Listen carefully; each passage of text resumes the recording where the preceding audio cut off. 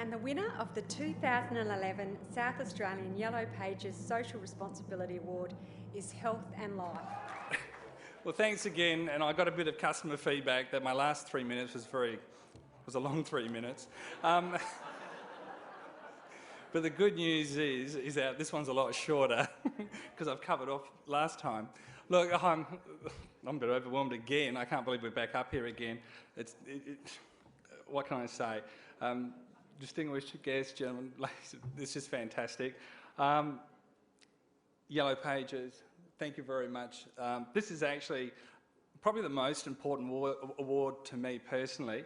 You know, giving back to the community is a really big issue in the firm, and we all have that sense of responsibility, and we all need to share and participate in it.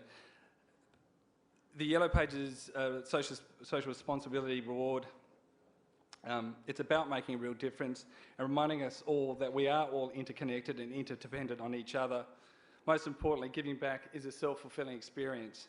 It defines our character, it makes us feel good about ourselves and each other, and it shows you care. Every business is contributing to a better society, and none of us operate in silos. And it's not just about you, me, it is also about our community. These aren't mutually exclusive concepts. It's another way of also saying thank you to your communities for the success that you've enjoyed and bringing them on board. It also defines who we are as a society. And I dedicate this award to all the volunteers in Australia that I come across in the Australian community, and particularly to my mother, who made it a point to me that this needs to be an integral part of my life, and I grew up in the Indian community in particular to always get involved. So as a firm, we're really, really proud to receive this, and we recognise all the voluntary efforts of the staff who have really, really helped us in our endeavours, and the resources that we've really put behind a number of community activities, both at a local and a national level. I always believe it's probably more important to give your time than just money. It's easy to write a cheque. Time is everything, and it's priceless. And it's not unusual for us to be spending 10 to 20 hours a month or more on pro bono work, whether it's on healthcare reform issues, education programs, working with non-for-profits, and in particular, my favourite is working with the netball community, and working and seeing the next generation of elite netball players, the rising stars. Some of you might ask, why did this whole netball thing start? And the person I blame is actually Kylie here. She one day came to me, it was a few years back, and she said to me, look, David, I've got a friend, she's at Harlequins. I don't know if those of you follow netball in the various suburbs, etc. And she wants to actually play for Oakdale and become a goal shooter. I said, netball? What's that got to do with us? And, I really, apart from seeing it on telly, we didn't sort of pay too much attention to it. And I said, well, look, I have this rule that I always take a call. And I said, well, look, bring her in, we'll have a chat.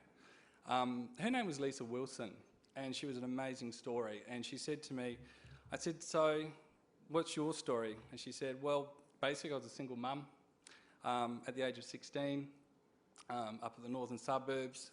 Life was pretty tough in that environment. And I decided to put myself through accountancy. I'm now working at British Aerospace, and I'm also now in State League Netball.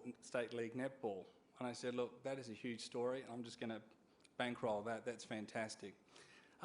Then one thing led to another. I thought, well, if I'm going to write a cheque for a player, I might as well go to a game. And I went to one game, two, and next minute, I was the only guy. I don't know if many of you have been to Etsa Park on a Friday night. There's around about 2,000 girls there, netball skirts running around, and I'm walking around in a suit on a Friday night to check out my players. So it was a bit odd, and I guess I got a few strange looks. It was a bit uncomfortable, I'll be quite honest. Then the president of the Oakdale club sort of noticed that I was a suit sitting in the crowd, and I said, look, I'm just watching my player, and asked me what I did for a living, and I think within 3 months he stitched me up with a 3-year deal.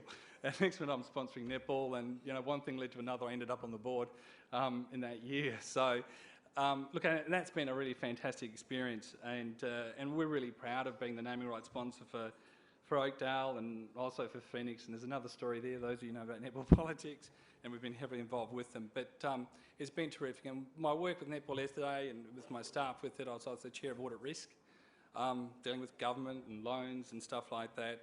It's just been a real eye-opener. You just get so much back by volunteering yourself. Why is the focus on women? and we see that women are the most influential and underappreciated silent role models in any society. Sorry, guys. and their importance is not recognised, but I certainly recognise the role you guys do play. And we've got to recognise mums in particular. And when we look at mums, who are they doing? They're raising the kids, they're looking after hubby, they're looking after, the parents. Mums are the real social cohesion that exists in our society. So, they play a significant contribution to this community. We need to support them. We need to back them in whatever they're doing. Family-friendly environments, all those sorts of things are really important. And so it's time we start to thank them and empower them and give them a stronger voice. Thank you.